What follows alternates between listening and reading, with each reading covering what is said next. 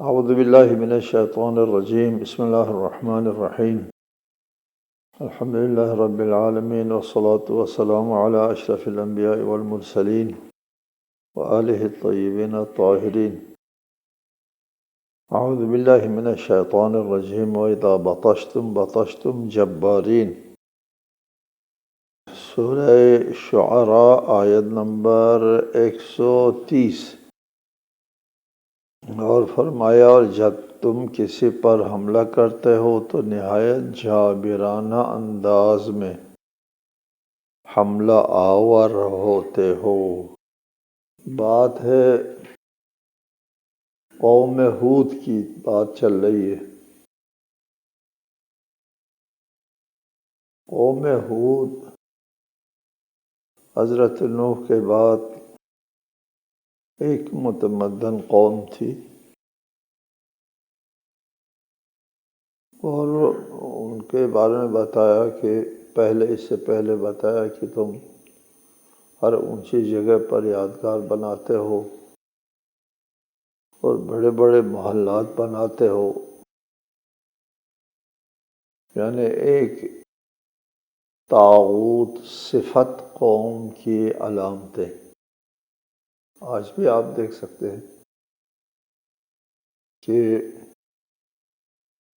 بڑے بڑے محلات بناتے ہیں۔ وَإِذَا بَطَشْتُمْ بَطَشْتُمْ جَبَّارِينَ، اور جب تم کسی پر حملہ کرتے ہو تو جابرانہ انداز میں حملہ آور ہوتے ہو۔ یہ بھی ایک طاغوت قوم کی ایک صفت ہے۔ جب ایک طاقت کے نشے میں اندھی قوم کسی کمزور قوم پر حملہ آور ہوتی ہیں تو پھر تمام قدروں کو پامال کرتے ہیں، تمام انسانیت سوز مظالم جو ہے وہ ڈھاتے ہیں کمزور قوموں پر۔ یہ وَإِذَا بَطَشْتُمْ بَطَشْتُمْ جَبَّارِينَ جو ہے، ہم نے اپنے اس عصر میں، ہم نے اپنی زندگی میں یہ چیز دیکھی ہے۔ تازہ ترین صورتحال جو اس وقت شرق اوسط میں ہے، یا بڑی طاقتوں کی طرف سے تیسری دنیا کے اوپر جو مظالم ڈھائے جاتے ہیں،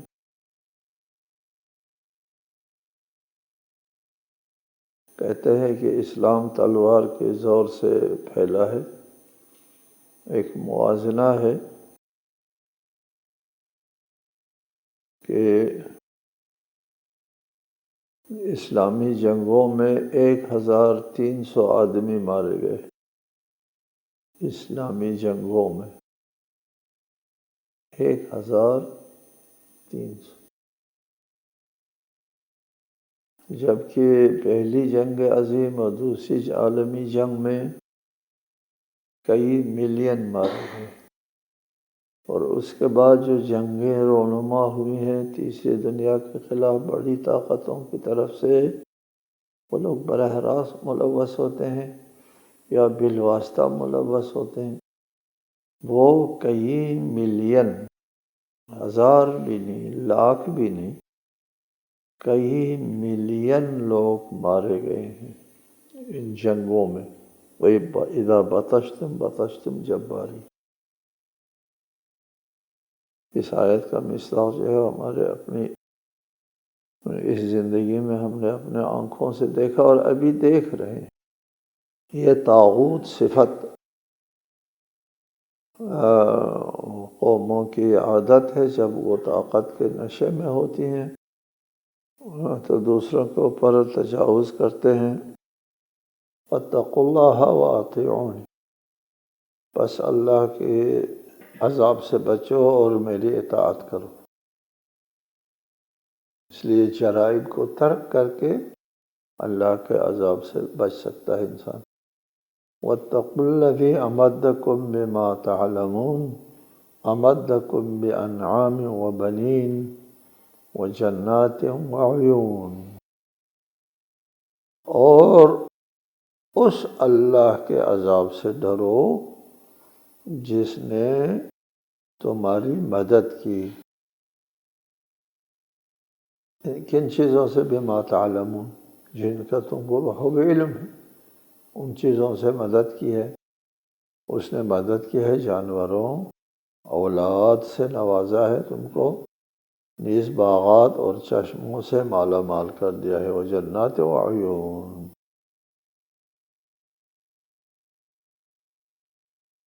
اللہ تعالیٰ کی طرف سے جو نعمتیں عنایت ہوئی ہیں ان کا حوالہ دے کر کے ارشاد ہوتا ہے کہ تم اس اللہ کے ناراضگی سے بچو جس کے تم پر یہ کہ احسانات، لہذا ہر اس شخص کو زیادہ تقوی حاصل کرنا چاہیے جس پر اللہ کی زیادہ عنایت ہے۔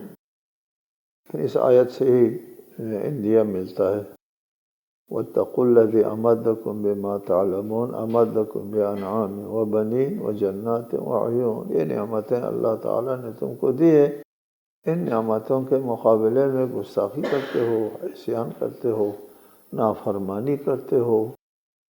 ان نعمتوں کے مقابلے میں شکر نعمت کے تحت اللہ کی بندگی کرنا چاہیے۔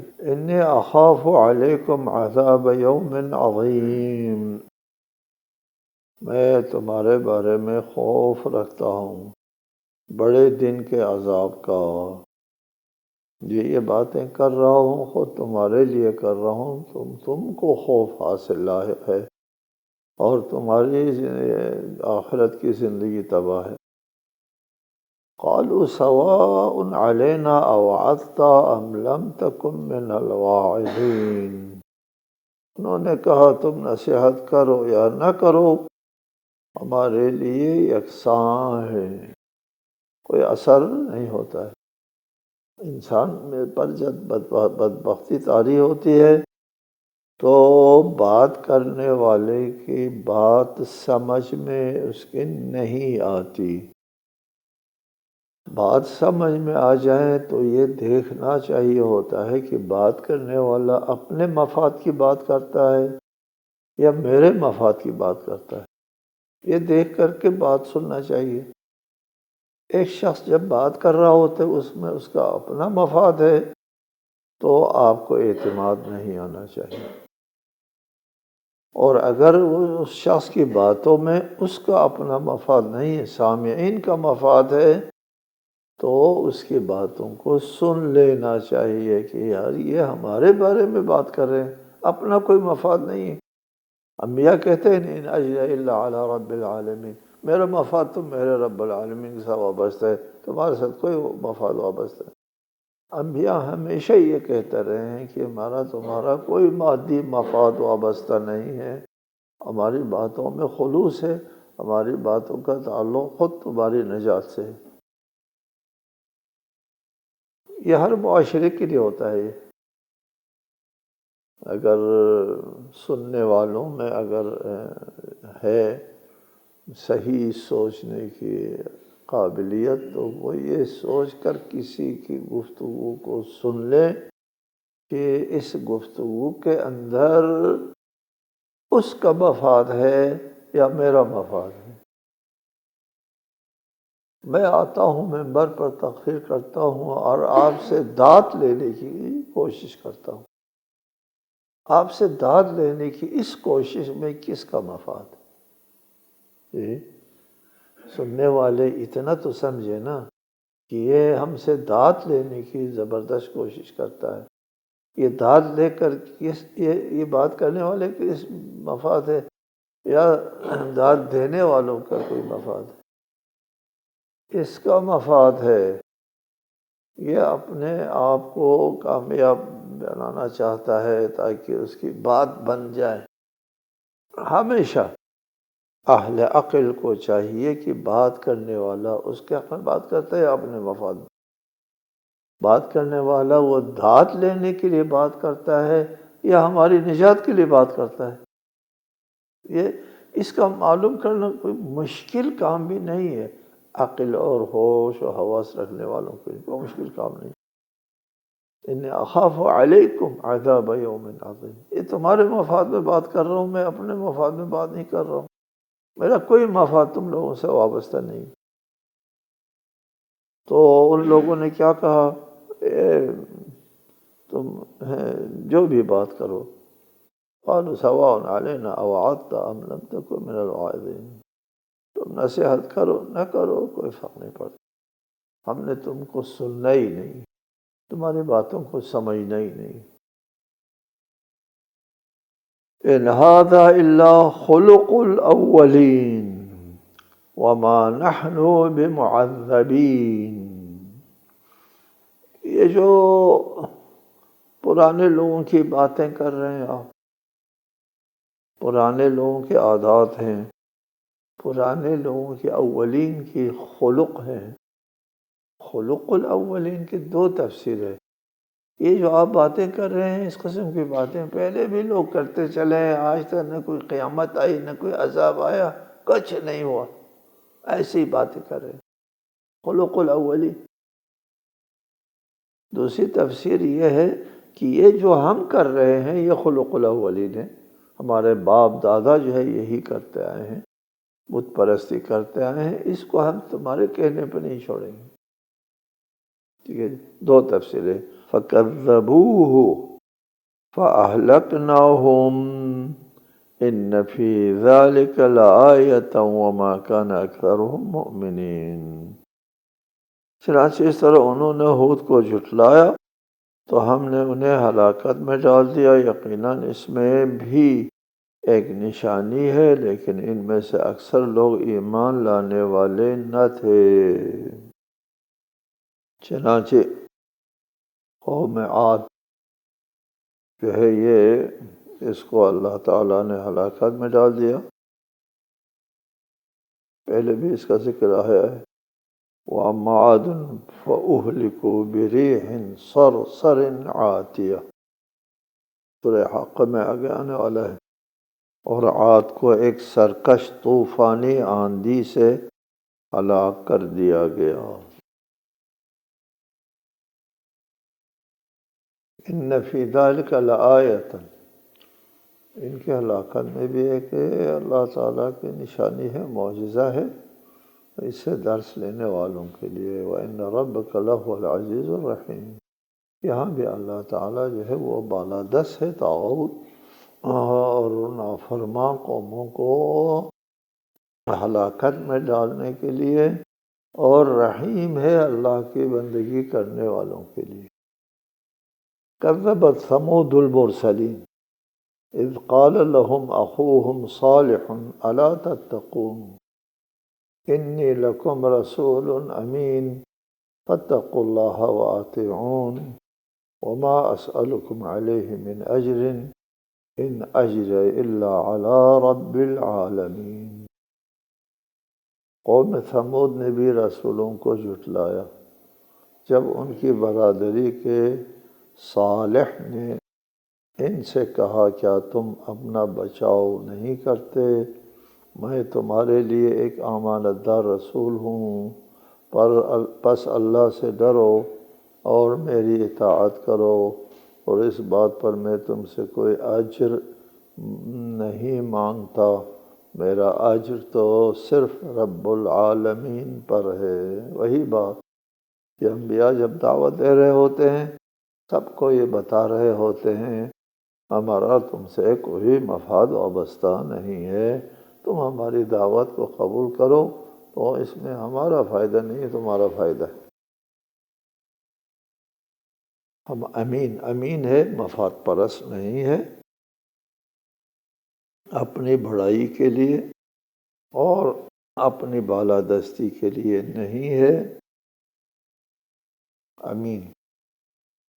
سورہ اعراف میں، سورہ ہود میں اور سورہ بنی اسرائیل میں قوم ثمود کے بارے میں تفصیل بیان ہو گئی ہے آپ کے لیے۔ حضرت صالح فرماتے ہیں اتترکون فی ما ہاہنا آمنین فی جنات وعیون وزروع ونخل طلعها ہضیم۔ حضرت صالح کی قوم وہ بھی ایک ترقی یافتہ تمدن والی قوم تھی۔ یہ سارے صورتحال ابھی اس قوم کے آثار آج تک باقی ہیں۔ حضرت صالح نے ان سے کہا کیا تم کو یوں ہی چھوڑ دیے جاؤ گے، بے فکر چھوڑ دیے جاؤ گے باغوں اور چشموں میں اور کھیتوں اور کھجوروں میں جن کے نرم خوشے ہیں، طلعها ہضیم۔ ہضیم جو ہے وہ نرم کو کہتے ہیں، طلع ان کے جو خوشے ہیں، خوشوں کو طلع کہتے ہیں، ہضیم نرم خوشوں والی کھجوروں میں تم کو ایسے ہی چھوڑ دیے جائیں گے آزاد، اور تم جو چاہو جرم کرو۔ ایک وقت تک تو مہلت دی جاتی ہے، اللہ تعالیٰ کا یہ قانون ہے کہ پہلے مہلت دی جاتی ہے اور پھر اس کے بعد ان پر عذاب آتا ہے۔ مہلت اور حجت دو چیزیں، حجت پوری کی جاتی ہے، مہلت دی جاتی ہے۔ اللہ تعالیٰ کا عذاب جو ہے وہ فوری جرم سرزد ہوتے ہی نازل نہیں ہوتا کہیں بھی۔ اگر ایسا ہوا تو دنیا مجرم ہے، اس وقت کوئی دنیا روئی زمین میں کوئی ایک زندہ نہ رہے۔ جرم سرزد ہوتے ہی اگر فوری عذاب آنا ہوتا ہے، مہلت ملتی ہے، حجت پوری ہو جاتی ہے، اور پھر اس کے بعد ان پر عذاب نازل ہوتا ہے۔ وَتَنْحِتُونَ مِنَ الْجِبَالِ بُيُوتًا فَارِهِينَ، اور تم پہاڑوں کو بڑی مہارت سے تراش کر گھر بناتے ہو۔ تنحتون نحت تراشنے کو کہتے ہیں، پتھر تراشنا، لکڑی تراشنا، تراش تنحتون۔ فارہین مہارت کو کہتے ہیں، بڑی مہارت سے پہاڑ تراش کر اپنے لیے محلات بناتے ہو۔ یہ قوم ثمود کی تراشیدہ عمارتیں جو ہے پہاڑوں کو تراش کر کے ان لوگوں نے مکانات بنائے تھے، اور بہت ہی خوبصورت عمارت ہے، بہت ہی خوبصورت، ابھی بھی موجود ہے، اس وقت بھی موجود ہے۔ اس کے تصاویر آپ دیکھ سکتے ہیں آثار قدیمہ کے اس میں، اور مغرب والے دنیا والے وہاں پر سیر و سیاحت کے لیے آتے ہیں، مطالعے کے لیے آتے ہیں، قدیم قوموں کی تاریخ کے سلسلے میں۔ یہ ان کے جو تراشے ہوئے گھر ہیں پہاڑوں کے اندر آج موجود ہیں۔ اس علاقے کو یہ العلا اور الحجر کے مقامات میں موجود ہے، مدینہ سے تبوک جاتے ہوئے درمیان میں، مدینہ سے تبوک یعنی اردن کے سرحد کے نزدیک، اس کے درمیان میں یہ علاقہ قوم صالح کا علاقہ موجود ہے۔ فاتقوا اللہ واطیعونی ولا تطیعوا امر المسرفین الذین یفسدون فی الارض ولا یصلحون، بس اللہ سے ڈرو اور میری اطاعت کرو، اور حد سے تجاوز کرنے والوں کے حکم کی اطاعت نہ کرو، جو زمین میں فساد پھیلاتے ہیں اور اصلاح نہیں کرتے۔ حضرت ہود اپنی قوم کے لیے نصیحت فرما رہے ہیں کہ تم کو اس عیش و عشرت کی حالت میں تعدیر نہیں چھوڑا جائے گا، یہ عیش و عشرت تمہارے لیے مہلت ہے۔ اور میں تمہارے لیے اللہ کی طرف سے حجت ہوں۔ تو اس کا ایک حل یہ ہے کہ مسرف لوگوں کے امر کی اطاعت نہ کرو، میری اطاعت کرو۔ مسرف لوگ جو اسراف کرتے ہیں، حد سے تجاوز کرتے ہیں اور دوسروں کے حقوق کے اوپر ڈاکہ ڈالتے ہیں، ان کی اطاعت نہ کرو، میری اطاعت کرو، میں تمہیں نجات دینے کے لیے آیا ہوں۔ قالوا انما انت من المسحرین، لوگوں نے کہا تم تو بلا شبہ سحر زدہ آدمی ہو۔ ما انت الا بشر مثلنا فأت بآیۃ ان کنت من الصادقین، اور تم تو ہم جیسے بشر ہو کے سوا اور کچھ نہیں ہو، بس اگر تم سچے ہو تو کوئی نشانی معجزہ پیش کرو۔ پہلے بھی بتایا آپ کو، مشرکین کا یہ موقف رہا ہے ہمیشہ کہ انسان اور بشر جو ہے وہ اللہ تعالیٰ کی نمائندگی کرنے کی اہلیت نہیں رکھتا۔ پتھر معبود ہونے کی اہلیت رکھتا ہے، انسان نمائندہ ہونے کی اہلیت نہیں رکھتا۔ ما انت الا بشر مثلنا، تم ہم جیسے بشر ہو، تو ہم اللہ کا نمائندہ نہیں ہو، تم کیسے نمائندہ ہو سکتے ہو؟ ہم جیسا بشر بھی اللہ کا نمائندہ ہو سکتا ہے۔ فأت بآیۃ، اور معجزہ جو کچھ تم کر سکتے ہو کر ڈالو، ان کنت من الصادقین۔ ان لوگوں کا مطالبہ تھا صالح اگر آپ سچے ہیں تو اس پہاڑی سے ایک ناقہ نکالو، ان کا مطالبہ تھا۔